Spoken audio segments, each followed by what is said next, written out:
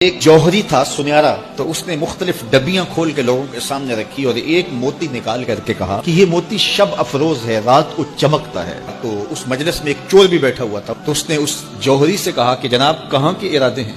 سفر چلتا رہا، رات ہوئی، جب سامان اتارا اور سونے کی تیاری کی تو وہ جو اس نیت سے ساتھ ہم سفر بنا تھا اس نے بھی اپنی قمیض اتار کے لٹکا دی، اور اس جوہری نے یوں کیا کہ نظر بچا کے وہ ڈبیا قیمتی موتی والی نکال کر کے اس کی جیب میں ڈال دی اور خود بے فکر ہو کے سو گیا۔ جب یہ خراٹے لینے لگا تو چور اٹھا، اس کا سامان ٹٹولا، اس کی جیبیں دیکھی، سارا دیکھتا رہا، خیر دن چڑھ گیا۔ جوہری اٹھا، اس نے نظر بچا کر کے اس کی جیب میں ہاتھ ڈال کر کے وہ موتی اپنی جیب میں ڈال لیا۔ مجھے اتنا بتاؤ کہ یہ موتی آپ رکھتے کہاں تھے؟ میں ساری رات ٹٹولتا رہا اور 3 دن ہو گئے مجھے، میں نے کوئی گوشہ نہیں چھوڑا۔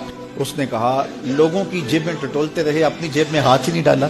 بلے شاہ اڈ دیاں پھڑنے جڑا گھر بیٹھا ہے۔ اس شرط پہ ماں نے چھٹی دے دی کہ حضور سے جا کے میرے لیے بھی اور اپنے لیے بھی مغفرت کی دعا کروا۔ تو حضور علیہ السلام اٹھے مصلی انور سے اور اپنے حجرہ انور کی طرف چل پڑے۔ تو حضرت حذیفہ بن یمان کہتے ہیں کہ میں بھی حضور کے پیچھے چل پڑا، غیر ارادی طور پہ کچھ رفتار تیز ہو گئی تو قدموں سے آہٹ پیدا ہوئی۔ تو حضور نے ارشاد فرمایا من ھذا، کون ہے؟ پھر خود ہی کہا حذیفہ تو نہیں؟ قلت نعم، میں نے کہا جی حضور میں حذیفہ ہوں۔ تو آقا کریم علیہ السلام نے کوئی توقف کیے بغیر فرمایا ما حاجتوں کا غفر اللہ لک والے امک کا، اللہ تجھے بھی بخش دے، تیری ماں کو بھی بخش دے، کس کام آئے ہو؟ اب حذیفہ بن یمان کہتے ہیں جو کام تھا وہ تو جنبش لفظ سے پہلے ہو گیا، یہاں تو لفظوں کا سہارا نہیں لینا پڑتا، وہ بند لبوں کی بولیاں سمجھتے ہیں، تو کہتے ہیں کہ جو حاجت تھی وہ تو پوری ہو